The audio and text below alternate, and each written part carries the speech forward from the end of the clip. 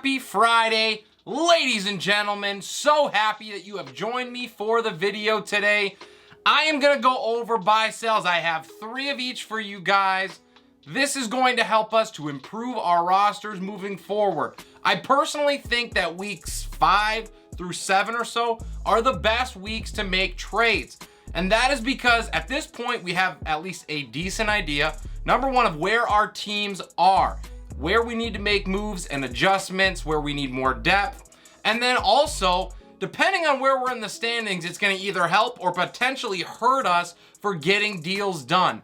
No one wants to be the guy when someone is 7-1, 8-0, 6-2 that trades that player the last piece that they need to win a championship. But if you're only 3-1 or 4-0 right now, maybe they can turn it around.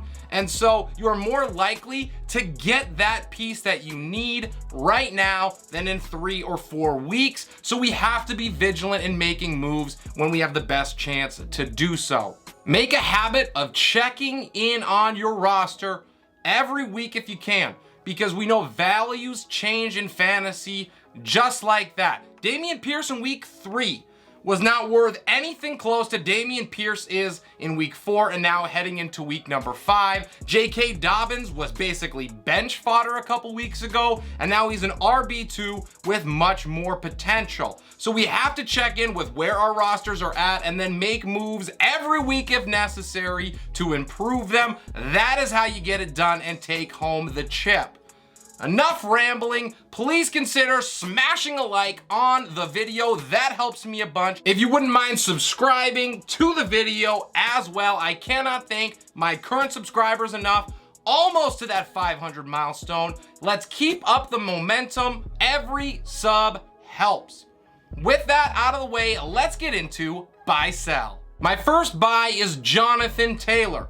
This feels a little bit like deja vu because I had him as a buy back in week 3 of last season. That sure worked out well. It's not often, in fact, it is extremely rare, where you get the chance to buy low on a consensus number 1 overall pick, but I think that is where we are at with JT. There is likely a small window of opportunity right now to get it done, especially when we consider the injury from Thursday night. Unable to play, and he hasn't been great so far. The price of Jonathan Taylor has never been cheaper, and really the only difference that we're seeing between last year's production and what he has done so far this year has been a couple long gainers and a few touchdowns. He's actually seeing more work this year than he was last year. I thought that was a crazy stat because he was a workhorse last year. He has elite level talent. He is locked into a top 5 workload as well, and he has at least one strong weapon in Michael Pittman Jr., who is going to pull attention away from him. The big plays for Jonathan Taylor are going to come, and with them come touchdowns. The guy is too talented, he is too versatile to be held in check for much longer. With Matt Ryan's arm not exactly looking like it used to, the Colts know and have known that their offense is going to run through Taylor. He's just the current RB21 right now in half-point PPR, so there is a decent chance that you can pull him for a good price, and there are not very many other backs that I would rather have rest of season than Jonathan Taylor. You can even argue that he is still the best term for the long run, as painful as it has been for owners thus far.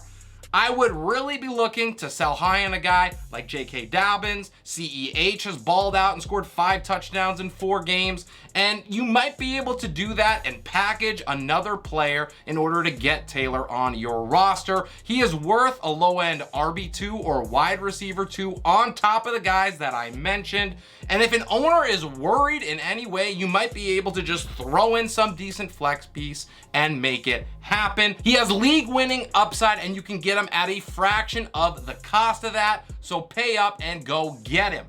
Chris Godwin is the next guy that I am hoping to get my hands on in as many leagues as possible. I did mention this already briefly in my wide receiver video. Check that out if you haven't already, by the way. Now is the perfect time to make a move and acquire the current 1B, but potentially 1A in the Tampa Bay passing attack.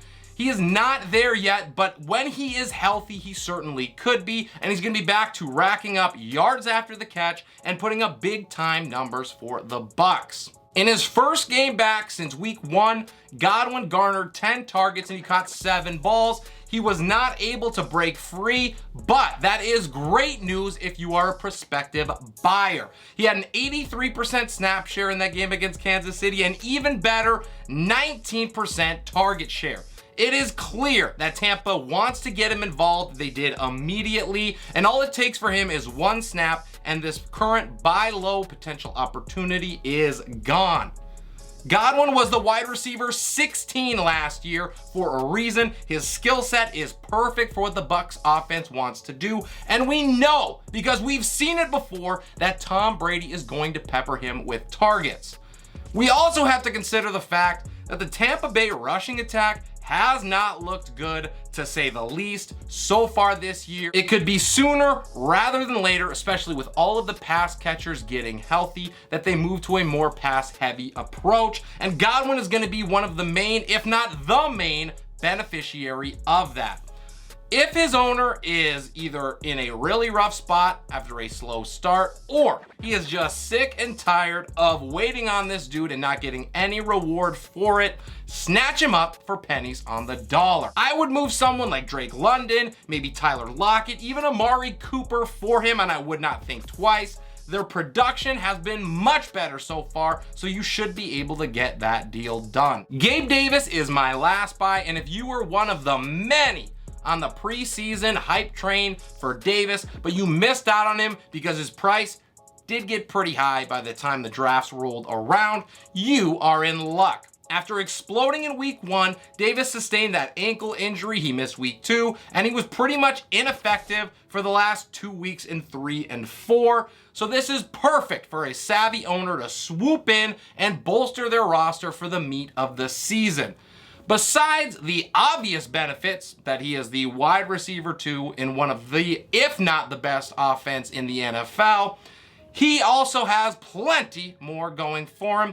Buffalo has already lost Jamison Crowder, number 1. Number 2, Isaiah Mckenzie is right now dealing with concussion issues. We don't know how long he is going to be out, but it'll probably slow him down.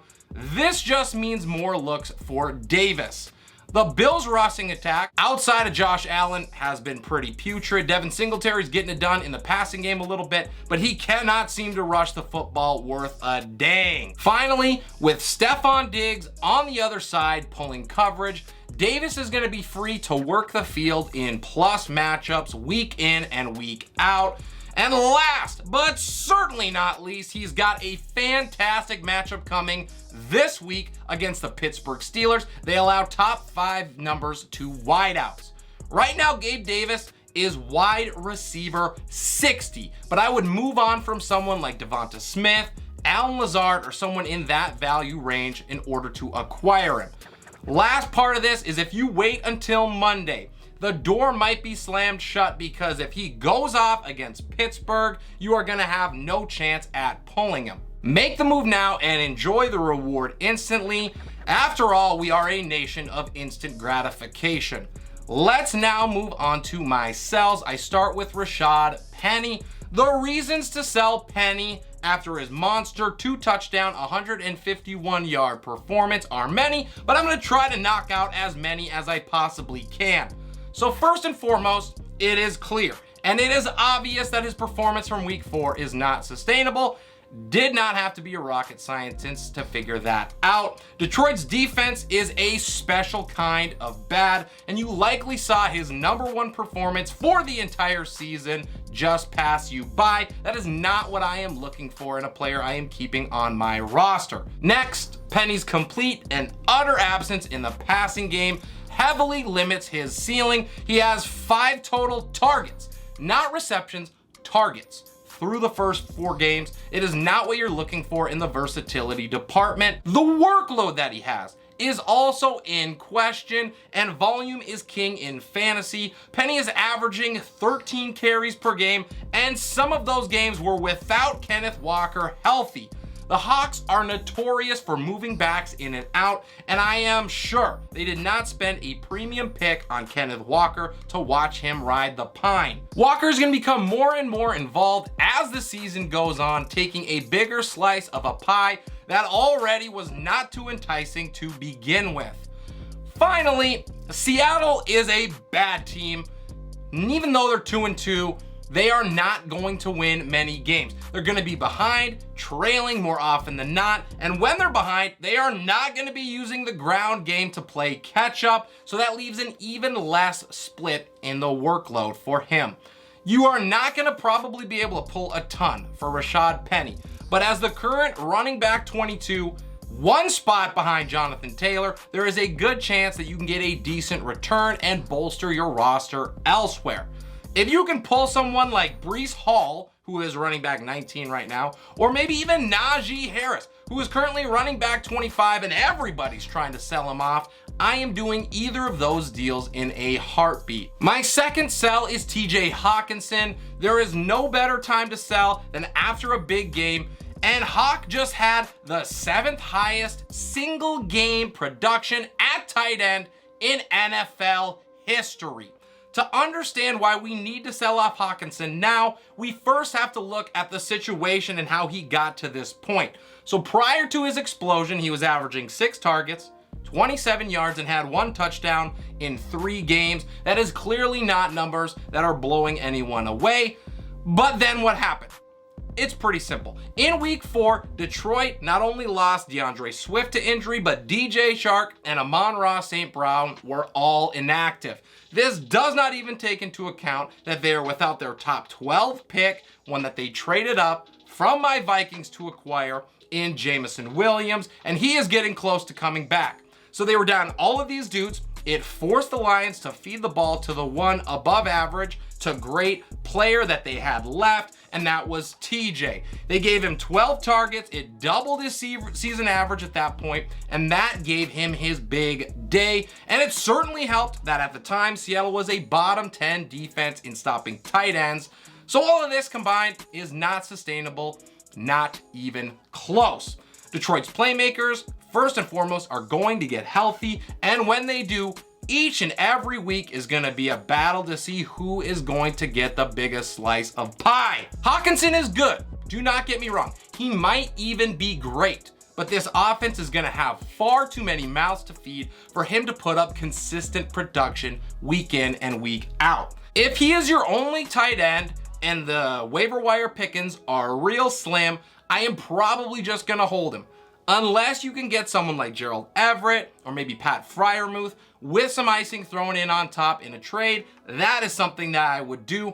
If you have another viable option on the bench, and that is very possible because there have been plenty of tight ends off of waivers you could have picked up to help your team out, go for someone like Miles Sanders or, like I just mentioned, Gabe Davis. Hawkinson is going to finish as a top 12 guy. He might even slide into the top 8.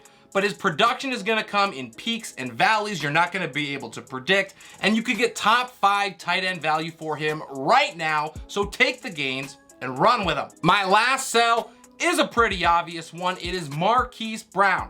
Hollywood is trying to make it as easy as possible for you guys to get excellent value for him, so take advantage of it. He's got back-to-back wide receiver 1 finishes. This is the peak unloading time for him.